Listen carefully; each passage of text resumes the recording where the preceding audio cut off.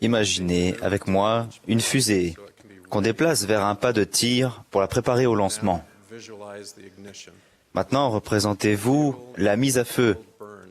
Le carburant, brûlé de manière contrôlée, est converti en un gaz chaud qui est expulsé, fournissant la poussée nécessaire pour propulser la fusée dans l'espace. Finalement, représentez-vous le chargement ou la cargaison qui est installé au sommet de la fusée. Le chargement ne prend sa véritable valeur que quand il arrive là où il doit être et qu'il fonctionne comme prévu. Il n'est pas nécessaire d'être un expert en fusée pour comprendre qu'un satellite de communication mondiale d'un coût élevé a peu de valeur quand il dort dans un entrepôt. La mission d'une fusée est simplement de livrer un chargement. Ce soir, je vais comparer la prêtrise que nous détenons à une fusée et la possibilité de bénéficier du pouvoir expiatoire du Sauveur au chargement livré par une fusée. Grâce à son sacrifice expiatoire, Jésus-Christ a le pouvoir et l'autorité de racheter toute l'humanité. Pour donner accès à son pouvoir expiatoire, il a délégué une partie de son pouvoir et de son autorité aux hommes sur la terre.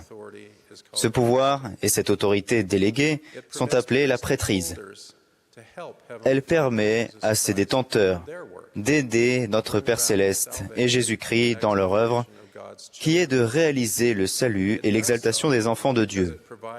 Elle accomplit cela en donnant à ces derniers la possibilité de recevoir les bénédictions du pouvoir expiatoire du Sauveur. Le pouvoir expiatoire de Jésus-Christ est essentiel parce que aucun de nous ne peut retourner à son foyer céleste sans aide. Dans la condition mortelle, nous commettons tous des fautes et violons les lois de Dieu. Nous sommes entachés par le péché et ne pouvons pas être autorisés à retourner vivre en la présence de Dieu. Nous avons besoin du pouvoir expiatoire du Sauveur pour pouvoir être réconciliés avec notre Père Céleste. Jésus-Christ a rompu les liens de la mort physique, permettant ainsi à tous de ressusciter. Il offre le pardon des péchés, à condition que nous obéissions aux lois et aux ordonnances de son évangile. Grâce à lui, l'exaltation est offerte. La possibilité de bénéficier du pouvoir expiatoire du Sauveur est le chargement le plus important de la création. Pour que les desseins de notre Père Céleste s'accomplissent, le pouvoir expiatoire du Christ doit être rendu accessible aux enfants de Dieu. La prêtrise apporte ces possibilités.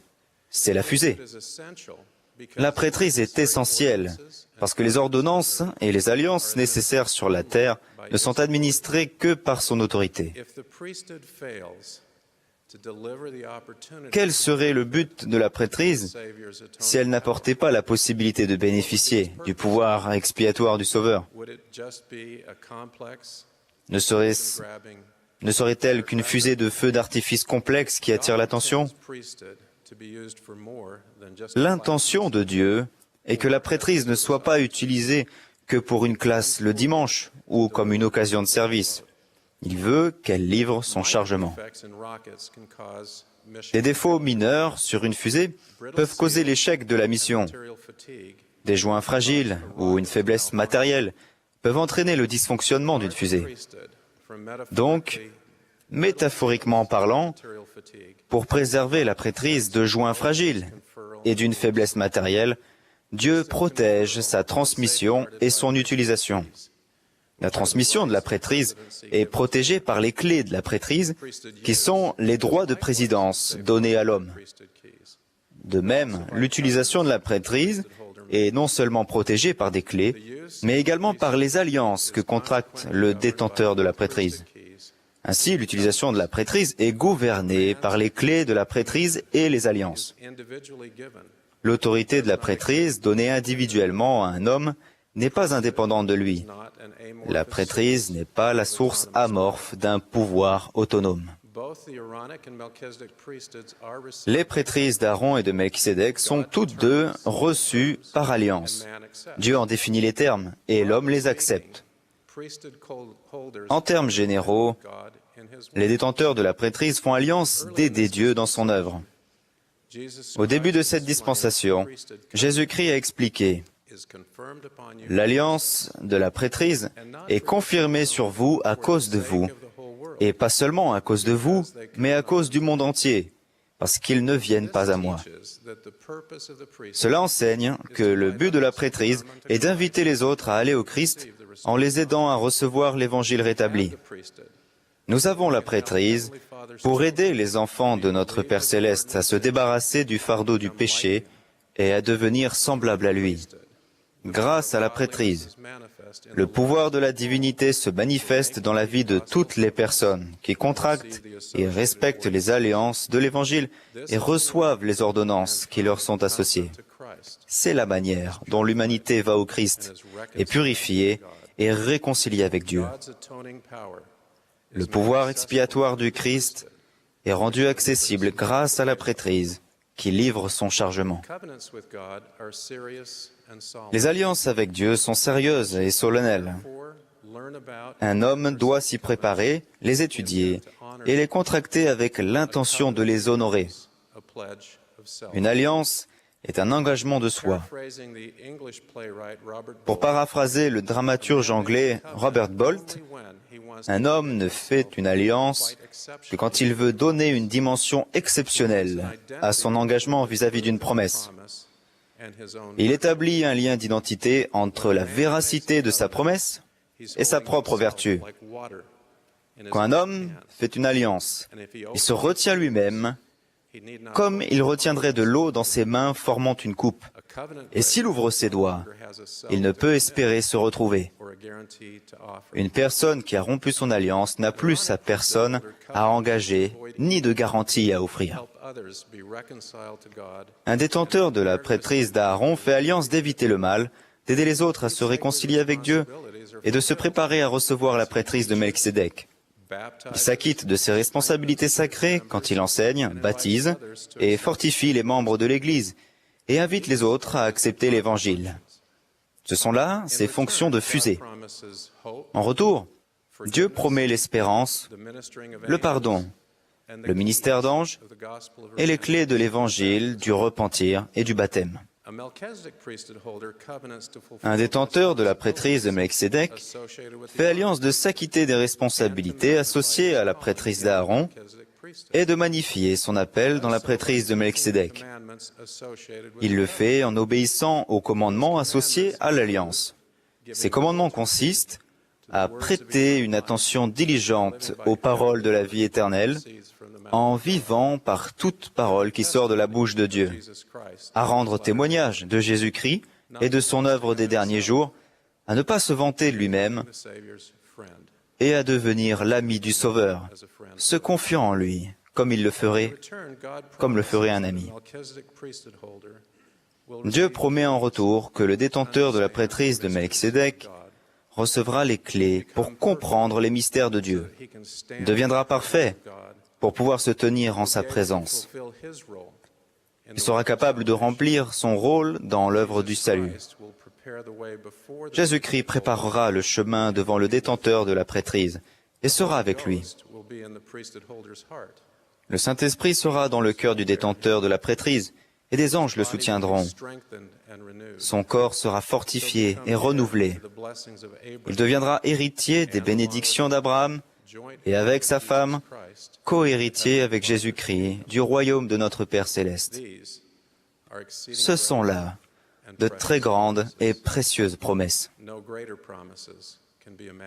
On ne peut en imaginer de plus grandes. À chaque homme qui reçoit la prêtrise de Melchisédek, Dieu affirme les promesses de son alliance par un serment. Ce serment ne se rapporte qu'à la prêtrise de Melchisédek, et c'est Dieu qui fait le serment, pas le détenteur de la prêtrise. Parce que cette situation unique fait appel à son autorité et à son pouvoir divin, Dieu utilise un serment, employant le langage le plus puissant qu'il peut pour nous assurer de la nature immuable et irréversible de ses promesses. De graves conséquences s'ensuivent quand on rompt les alliances de la prêtrise ou qu'on s'en détourne. Être négligent ou apathique dans un appel de la prêtrise revient à introduire une faiblesse matérielle dans un composant de fusée. Cela met en danger l'alliance de la prêtrise parce que cela peut conduire à l'échec de la mission. La désobéissance au commandement de Dieu rompt l'alliance. Les bénédictions promises sont refusées à une personne qui rompt perpétuellement ses alliances et ne se repent pas. Il y a plusieurs années, j'ai compris plus pleinement la relation entre la fusée prêtrise et le chargement, possibilité de bénéficier du pouvoir expiatoire du Christ. Un week-end, j'avais 2 tâches à accomplir.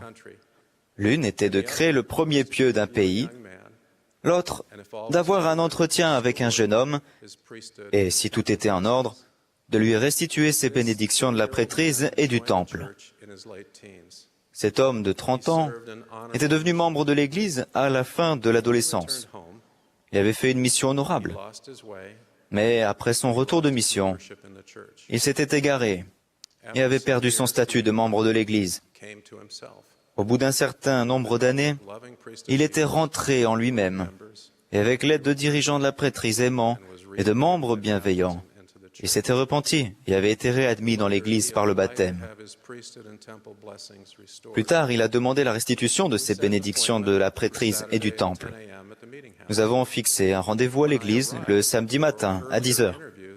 Quand je suis arrivé pour les entretiens qui avaient lieu plus tôt, il était déjà là. Il était si impatient d'avoir de nouveau la prêtrise qu'il ne pouvait pas attendre. Au cours de notre entretien, je lui ai montré la lettre expliquant que le président Monson avait étudié personnellement sa demande et avait autorisé l'entretien. Ce jeune homme, par ailleurs stoïque, a pleuré. Je lui ai dit ensuite que la date de notre entretien n'aurait pas de signification officielle dans sa vie. Il a eu l'air perplexe. Je l'ai informé qu'après que je lui aurais restitué ses bénédictions, sur son certificat de membre, ne figureraient que les dates originelles de son baptême, de sa confirmation, de son ordination à la prêtrise et de sa dotation. Il a sangloté de nouveau. Je lui ai demandé de lire un passage de Doctrine et Alliance. Voici, celui qui s'est repenti de ses péchés est pardonné. Et moi, le Seigneur, je ne m'en souviens plus. C'est à ceci que vous saurez si un homme se repent de ses péchés. Voici, il les confessera et les délaissera.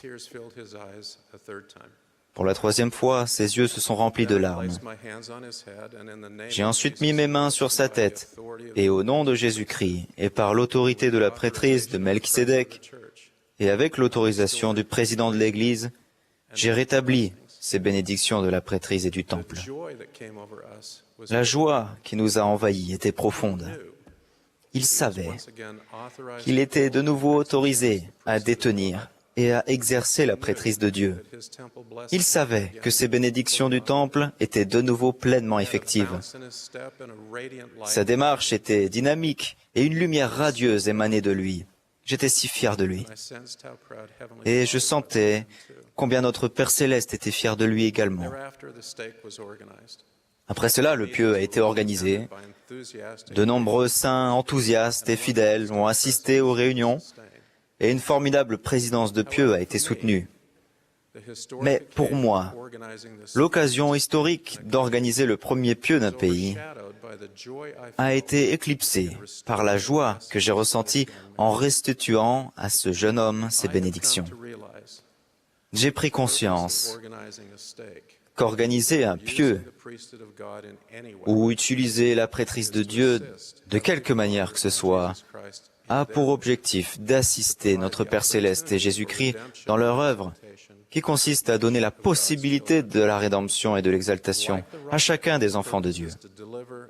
Comme la fusée dont l'objectif est de livrer un chargement, la prêtrise apporte l'évangile de Jésus-Christ, permettant à tous de faire des alliances et de recevoir les ordonnances qui leur sont associées. Le sang expiatoire du Christ peut ainsi être appliqué dans notre vie quand nous ressentons l'influence sanctificatrice du Saint-Esprit et recevons les bénédictions que Dieu promet. Je vous invite, en plus d'obéir vous-même aux lois et aux ordonnances de l'Évangile, à contracter et à respecter les alliances de la prêtrise. Recevez le serment de Dieu et sa promesse. Magnifiez vos responsabilités dans la prêtrise pour aider notre Père Céleste et Jésus-Christ. Utilisez la prêtrise pour permettre à quelqu'un d'autre de bénéficier du pouvoir expiatoire du Sauveur. Si vous le faites, de grandes bénédictions vous seront accordées, à vous et à votre famille. Je témoigne que le Rédempteur vit et dirige son œuvre au nom de Jésus-Christ. Amen.